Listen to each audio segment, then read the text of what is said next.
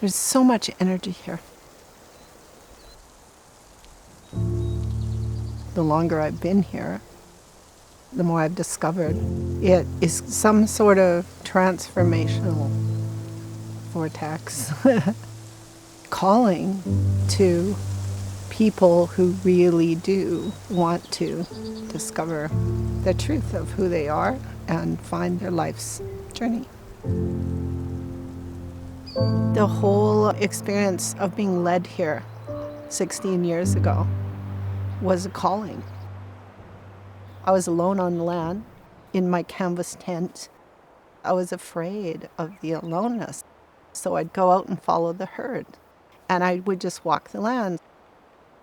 I began to realize that I was never alone, that it was all one, and everything I was interfacing with was like God interfacing with God.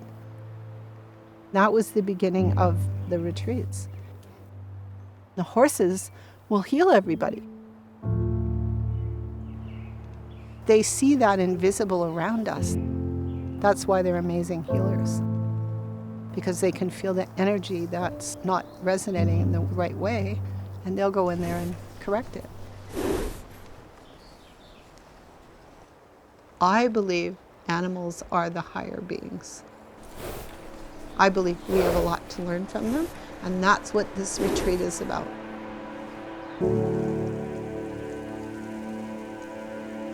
It's not about me trying to translate it, it's about you having just an interface with what is here, and it will speak to you. I'm a seeker. A seeker is trying to find out more about your spirituality, about the energy, about heart, as opposed to mind. Horses and animals in general, they don't have that problem like we have.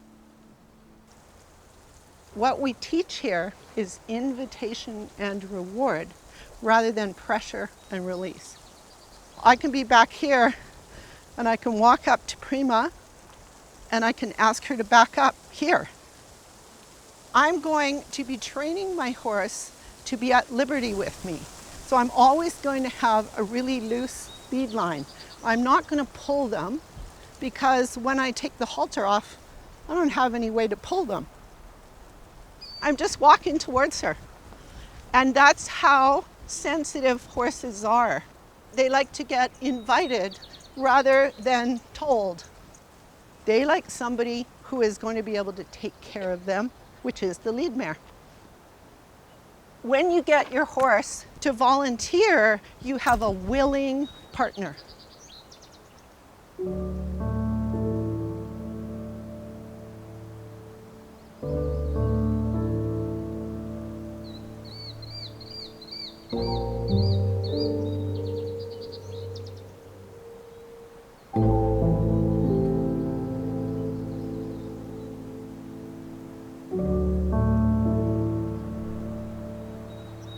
This place helps you to reflect. Definitely, the horses remind me to breathe and get still, and in those moments I can find myself again.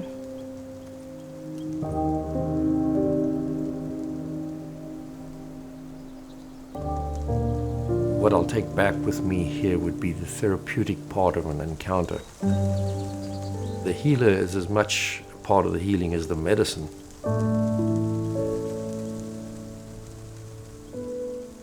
When you're dealing with a horse, you don't have to have any shields, you know, because he's not got any shields.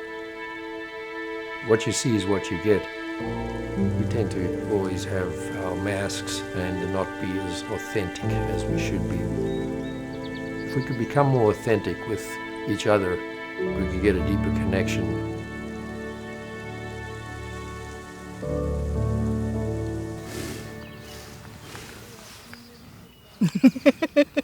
Do that again. Are you going to go back?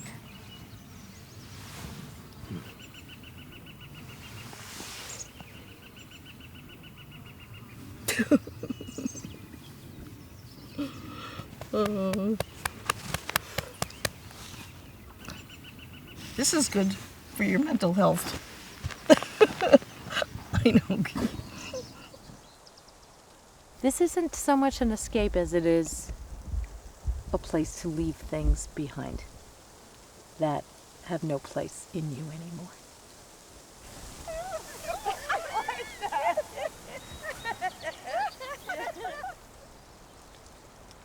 My goal is to work on my perception so that my focus is not on what is wrong, but that I remain an opening. Because if you're not an opening for magic, it's not going to happen.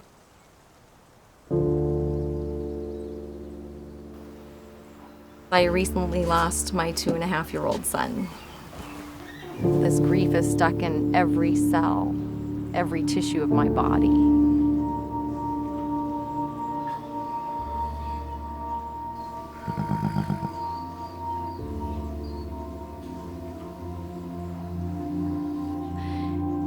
Inhale, exhale, inhale. Our breath just matched. I blended in with the herd. And that's just when I just felt I was safe.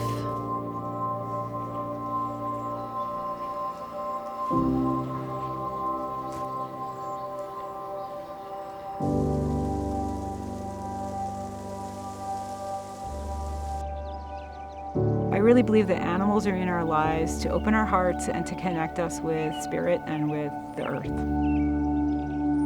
They teach us about living and dying so that we're ready for it ourselves.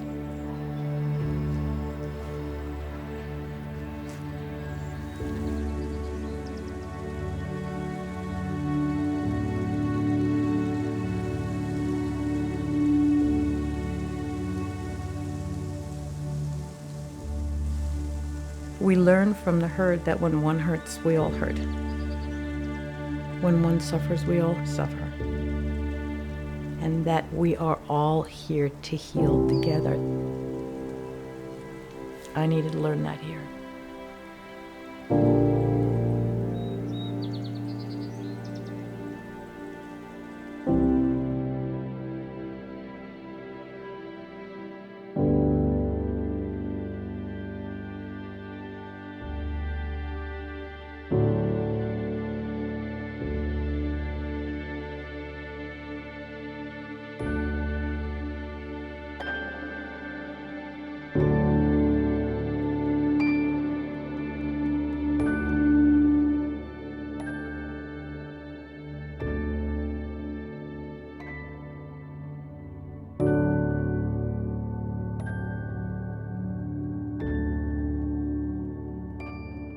If you look at everything that's created as being consciousness, because there is one creative life force that is creating it. The land has consciousness. The herd has consciousness. Humans have consciousness.